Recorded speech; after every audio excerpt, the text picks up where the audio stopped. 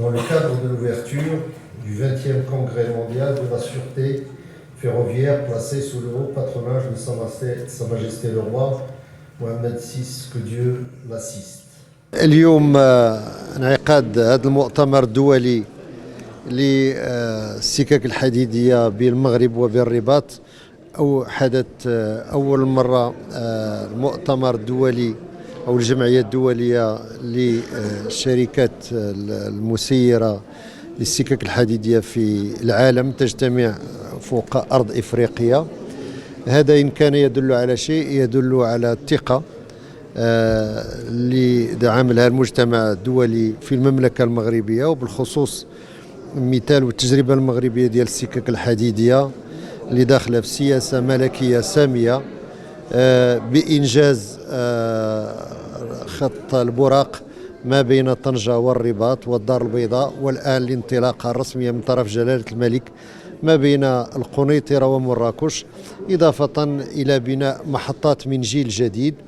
وكون هذه المحطات من جيل جديد سوف تكون نقطة التقاء جميع أنواع النقل السككي من القطار السريع والقطار الجهوي والقطار الرابط بين المدن الذي سوف يدخل حيز التنفيذ في السنوات المقبلة قبل سنة 2029، واللي من طبيعة الحال سوف يغير منظومة النقل والتنقل داخل المملكة من حيث تقليص الزمن، حيث سوف تربط مثلا طنجة بمراكش في 2 و40 دقيقة عوض 5 ساعات الآن، في انتظار من طبيعة الحال الشطر الثاني الذي سوف يربط بين مراكش وأكادير، واللي هو انتهت الدراسة ديالو ونحن في مرحلة البحث عن التمويلات.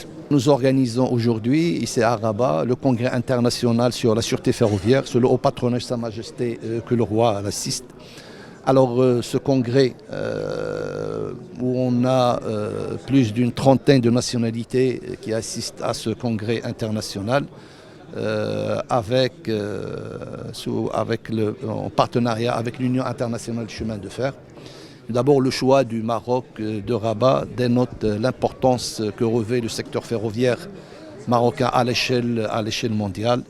Je rappelle que notre pays a connu un développement très intéressant, très important pendant les deux dernières décennies, sous l'impulsion de Sa Majesté le Roi, que Dieu l'assiste.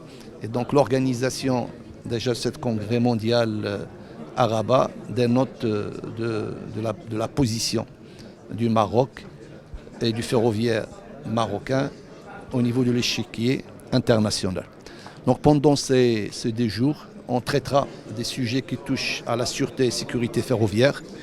C'est des sujets très importants parce que le ferroviaire est connu par sa sécurité, sa sûreté, mais c'est des choses que normalement, ça soit la sécurité ou la sûreté des passagers, des biens, des installations, ou c'est des aspects cybersécurité aussi normalement qui sont aujourd'hui sur la table sur les systèmes ferroviaires. Et donc les différents experts, différents responsables des réseaux ferrés à travers le monde, pendant ces 2 jours, chacun présentera un peu son expérience par rapport à ces sujets. Et l'idée normalement c'est de sortir avec des recommandations que chacun bien sûr tient des spécificités de son pays. Donc on essaie un peu de s'inspirer des expériences et des best pratiques à travers le monde, mais en tenant compte des spécificités de chaque pays. Par rapport à ce sujet de sûreté, nous avons ici au Maroc une expérience assez intéressante qui est en développement continu avec un centre national de sûreté. On a de la police ferroviaire à côté des représentants de la gendarmerie royale, de la sûreté nationale. Donc pour pouvoir, avec normalement de la police ferroviaire, aider centaines, voire des milliers de personnes qui s'agissent de la sûreté, là sur l'aspect facteur humain. Mais de l'autre côté, normalement, nous adoptons les dernières technologies, que ce soit en termes de caméras, que ce soit en termes d'utilisation d'intelligence artificielle, de manière à rendre notre système ferroviaire plus sécuritaire et plus sûr. On va prendre d'abord effectivement la première question. Que constitue la sûreté pour les chemins de fer internationaux? C'est un sujet qui est de plus en plus important. à vrai dire, on a de plus en plus de menaces, que ce soit de menaces j'allais dire liées malheureusement au terrorisme, liées à la criminalité. Donc il faut que les transports collectifs, qui sont des transports ouverts, l'avantage des transports collectifs et du ferroviaire, c'est que tout le monde peut accéder, que l'accès est facile. Et donc il faut préserver ce sentiment de sûreté, ce sentiment de sécurité. Et ça passe à travers une coopération internationale. Car la grande différence entre la sûreté et la sécurité, c'est qu'on a affaire à des événements qui sont un petit peu imprévisibles.